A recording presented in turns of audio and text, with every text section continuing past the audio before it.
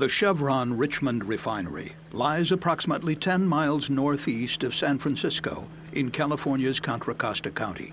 The 2,900-acre facility was initially established in 1902 and primarily makes transportation fuels such as gasoline and diesel, as well as lube oils. The refinery can process up to 250,000 barrels of crude oil per day. The first step of the refining process takes place in the crude unit, where crude oil is cleaned and heated before entering the distillation tower. Inside the tower, the crude oil is boiled. The vapor then condenses into various liquid hydrocarbon fractions, or streams, including jet fuel, diesel, and gas oil. The different streams exit the distillation tower through separate pipes or side cuts that lead to other sections of the refinery. On August 6, 2012, the crude unit was operating normally. Around 3:50 that afternoon, an operator was performing a routine check when he noticed a small puddle on the ground near the distillation tower. The liquid appeared to be dripping from an 8-inch insulated pipe 14 feet overhead. The leaking pipe was a section of the tower's number 4 side cut line, which operated at a temperature of 640 degrees Fahrenheit and contained light gas oil, a combustible liquid similar to diesel fuel. Chevron inspectors knew that over the years, the walls of the number 4 side cut had thinned due to corrosion, but they did not realize how close this particular segment was to failure. There was no shutoff valve between the pipe and the distillation tower, and no way to isolate the leak. The head operator was called to the scene. Although he believed the situation was serious, he did not believe the small leak warranted immediately shutting down the unit and stopping production. Following Chevron's standard practice for responding to hazardous leaks, refinery firefighters were sent to the scene. A number of managers, engineers, and technicians gathered there informally to assess the problem. The group discussed a recommendation from an operator to shut down the unit, but they decided to first try to pinpoint the leak by removing insulation from the pipe while the crude unit was still running. They hoped they could stop the leak with a temporary metal fitting known as a clamp. A Chevron firefighter tried using a pike pole to hook and pull away the insulation, but this poking action was deemed too dangerous because it was moving the pipe. The CSB later found that the tip of the pike likely caused a small puncture in the already thinned pipe. As the unit continued to operate, workers assembled scaffolding directly beneath the leaking pipe. 2 firefighters then used a hook to remove the insulation from the pipe.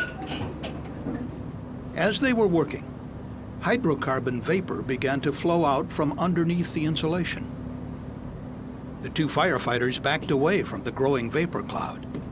As the hot vapor mixed with air, it ignited. That fire was quickly put out, and the 2 firefighters immediately climbed down off the scaffolding. But the exact location of the leak was still obscured by the remaining insulation and firefighting water. So the Chevron firefighters attempted to strip the insulation off the pipe with high-pressure water.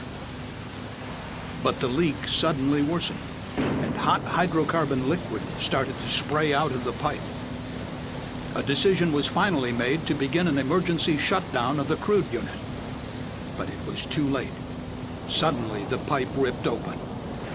A vapor cloud formed and rapidly expanded as the large inventory of hydrocarbons in the distillation tower started to vent through the ruptured pipe. The vapor cloud immediately spread over hundreds of feet, engulfing all 19 people who had gathered nearby. The firefighters and operators struggled to escape through the dense hydrocarbon cloud, unable to see. They had to feel their way out, some on their hands and knees. At approximately 6:30 p.m., 2 minutes after the huge vapor cloud formed, the hydrocarbons ignited. One firefighter was trapped inside a fire engine when it was suddenly engulfed in flames. He radioed for help. Mayday, mayday, mayday! This is Phone 60. But when he received no response, he assumed everyone else was dead. To escape the inferno, he fled through what witnesses described as a wall of fire. Fortunately, all the workers would eventually flee to safety, and there were no fatalities.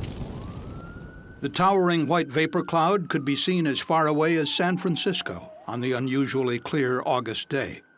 After the ignition, a dense plume of black smoke formed and drifted away from the refinery. The fire continued burning for hours. Over the succeeding days, more than 15,000 people sought medical treatment at nearby hospitals for breathing problems and other symptoms. During its investigation, the CSB determined that the carbon steel pipe installed in 1976 had thinned to the point of failure from an effect known as sulfidation corrosion. Carbon steel piping is particularly susceptible to this type of corrosion, which occurs over time when the steel is exposed to sulfur-containing hydrocarbons at high temperatures. Steel piping that happens to be low in the element silicon corrodes especially quickly. The CSB learned that sulfidation corrosion had caused a major failure at Chevron's refinery in Salt Lake City, Utah, in 2002. Chevron then performed an enhanced inspection of the No. 4 side-cut pipe at the Richmond refinery. It revealed accelerated thinning in the piping section that would ultimately fail in 2012. Replacement was recommended, but this did not occur, and the section of piping was never inspected again. In 2009, Chevron experts recommended that every segment of high-risk carbon steel piping be inspected for corrosion.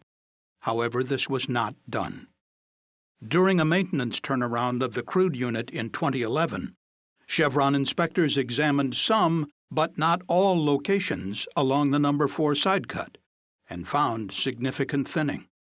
Some sections were replaced, but managers decided that the line was thick enough to stay in service and that an overall replacement could wait up to 5 more years.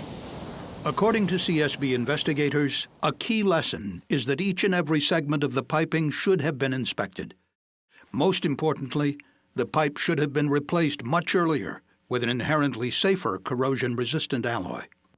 The CSB also concluded that had the crude unit been shut down when the leak was first noticed, the massive fire likely would not have occurred. The 19 workers would never have been endangered, and the community would have been protected. For more information on the CSB Chevron investigation, please visit csb.gov.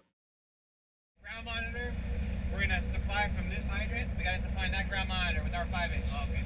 I see it. All right, so you may want to add back in. We're going to back in.